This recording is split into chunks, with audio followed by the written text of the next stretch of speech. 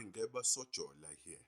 In this video, we'll be particularly looking at the various features which come with the geopolitics of Egypt, right? Now, Egypt is a country that is in the northeastern part of Africa, right? It sits right at the heart of the Arab world. When one considers something that is known as the greater Middle East, right, which includes the actual Middle East, right, and the countries which are found, particularly Arab countries, which are found in the north of Africa. Egypt sits right at the center of this, meaning that soft power comes naturally to it in the Arab world by virtue of the fact that it literally sits at the center of the Arab world. Now, Egypt is quite a big country, but only about 3% of the landmass is habitable to human beings, right? So about 3% of this country actually has civilization. When we say civilization, we are actually meaning the industries, the commercial businesses, the farms, right, residential buildings, right, only take up about 3% of the landmass. When you look at Egypt, right, it is fundamentally around the Nile River, right? Now, when you speak of the Egyptian economy or the country of Egypt, where people are actually living and have businesses and farms and all of that, right? It actually starts at the Nile Delta, right? Which is towards the Mediterranean, right? And it moves up the Nile towards a town known as Aswan. So when you speak of Egypt, the Egyptian people community or society, it fundamentally starts from the Nile Delta, right? It moves up the Nile and it ends at Aswan town. Egypt has about over 100 million people, and it is quite an influential country because of a number of geopolitical features the country has. Now, before the 1850s, when the West wanted to trade with the East, they had to fundamentally travel down the length of Africa around the Cape of Good Hope and up towards India or China, right? Now, in 1850, right, the French constructed the Suez Canal to reduce the travel time and trade period between East and West. The Suez Canal is found in Egypt, and it was constructed, right, to be a length of about 193 kilometers long. It is about 24 meters deep, and it is about 205 meters wide. In March of 2021, the Suez Canal was blocked by a cargo ship that was blown off course by a wind, and it blocked the Suez Canal. The impacts and the effects of this uh, uh, uh, incident, right, literally brought a halt to the global economy. The way the Suez Canal functions is that it connects the Mediterranean Sea, right, through Egypt, right, to the Red Sea. So the Suez Canal basically connects the Mediterranean Sea to the Red Sea. Now, a number of commodities pass through this canal, but one of the most important resources that passes through this canal is oil, right? The Suez Canal can handle about 5.5 million barrels of oil per day. The Nile is one of the longest rivers that you can find in the continent of Africa. It is believed to have two sources where the water actually comes from. The first source is believed to be from Lake Victoria, which is found in Uganda. Then the water flows down South Sudan, right? And further down towards Sudan, right until the capital city, Khartoum. This part of the river is actually known as the White Nile. It is believed to contribute about 15% of the total water which is found in the river Nile. And the second source where the water is believed to come from is known as Lake Tana. Lake Tana is basically found in Ethiopia, right? Then the water flows from Ethiopia down Sudan towards Khartoum, right? This part of Nile is known as the Blue Nile.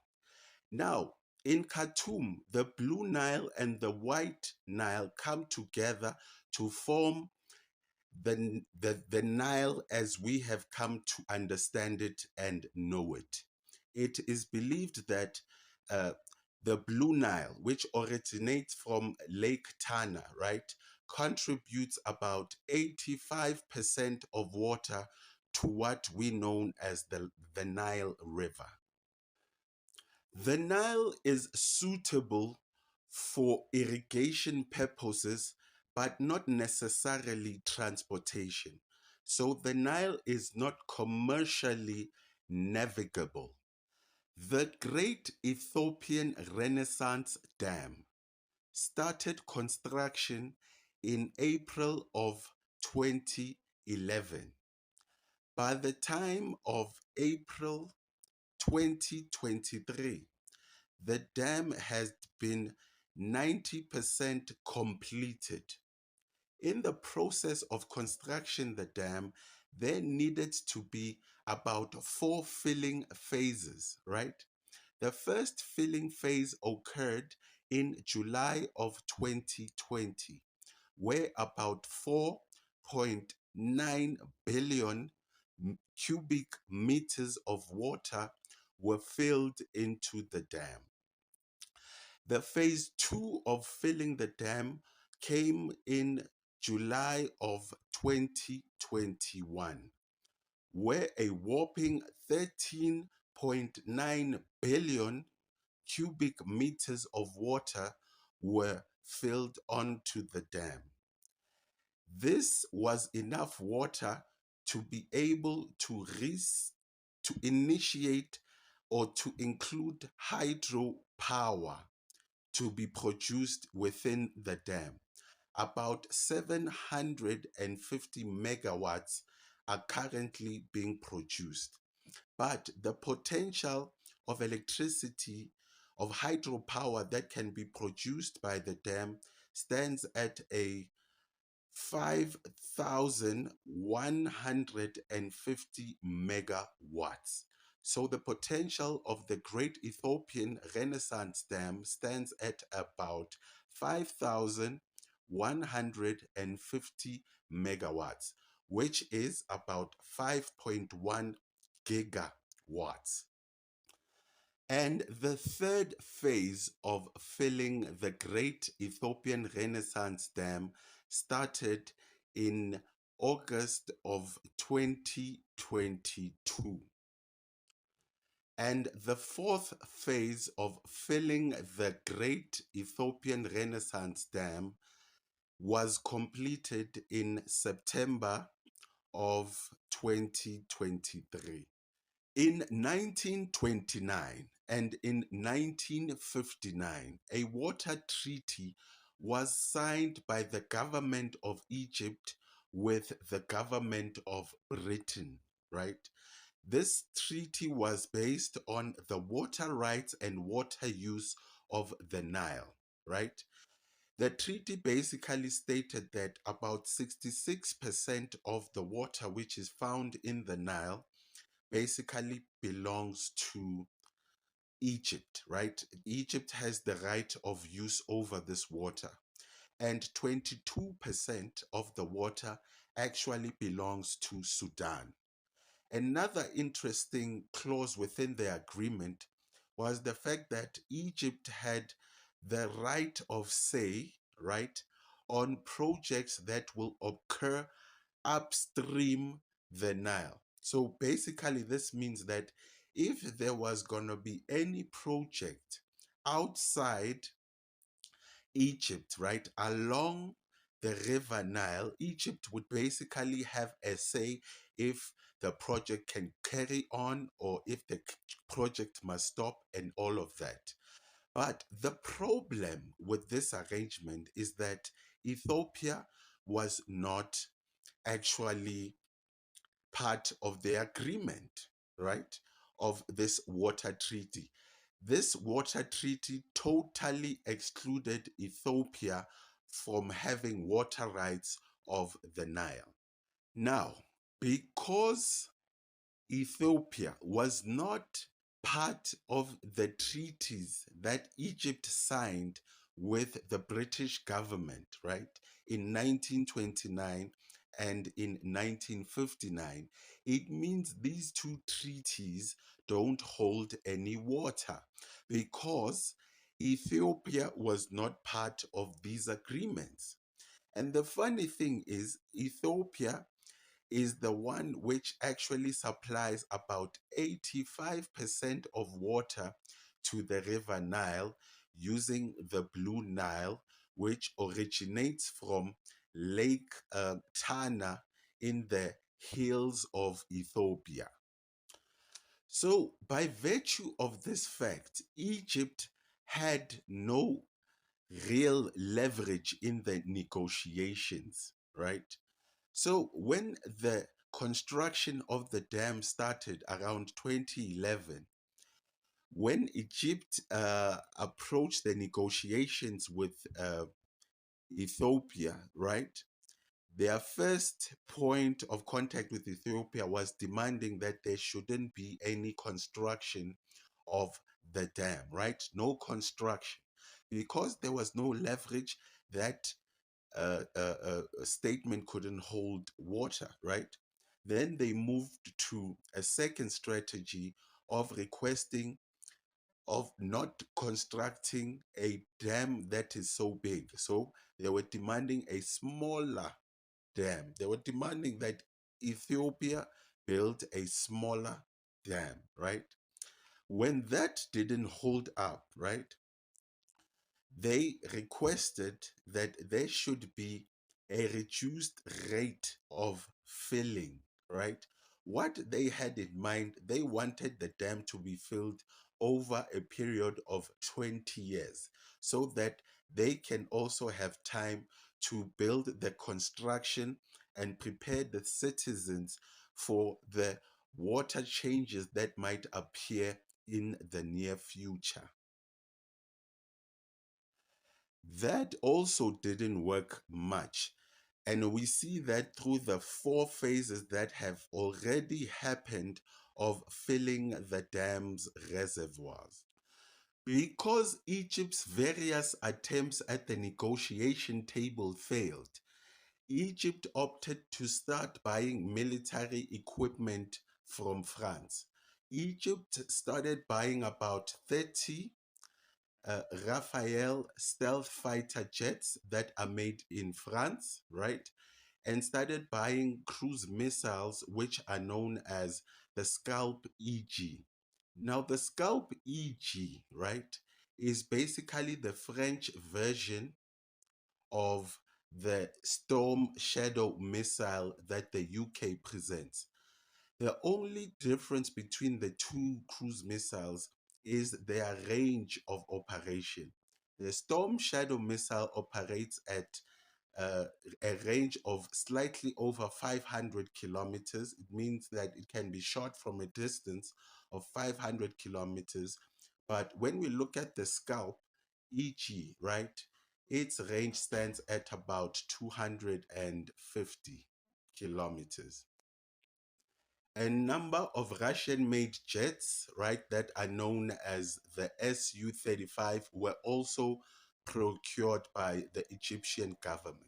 Ever since Egypt had acquired this military equipment, they are threatening to blow up the dam if Ethiopia doesn't bend to its requests. The Nubian sandstone aquifer system is a groundwater system that is found in the north of Africa. It spans about 4 countries in the north of Africa, namely Egypt, Libya, Chad, and Sudan, right? Now, to show the amount of water which is available in this aquifer, right? Libya, under the Gaddafi regime, tapped into this aquifer and constructed what is known as the Great Man-Made River in Libya, right? The total project was projected to cost about 25 billion and it was to be built in phases. This provided fresh water to the citizens of Libya even till this day. Now, if Egypt cannot necessarily solve the problems that they have with the Nile and the construction of the Ethiopian dam, right? Then Egypt should try its best to tap into this aquifer, right? Now, Egypt hosts most of the aquifer under their country, meaning that the biggest size of the aquifer, that is known as the Nubian sandstone aquifer system, is mostly in Egypt. So if there is a disturbance in the flow or amount of water that flows down from, let's say, the Blue Nile to the Nile River, right? Egypt can tap into this aquifer in a similar fashion that Libya under Gaddafi tapped into this aquifer to provide fresh water for its citizens, right? So Egypt can construct a project that basically fills the Nile River, right, with the water that they believe won't be sent through by Ethiopia, right?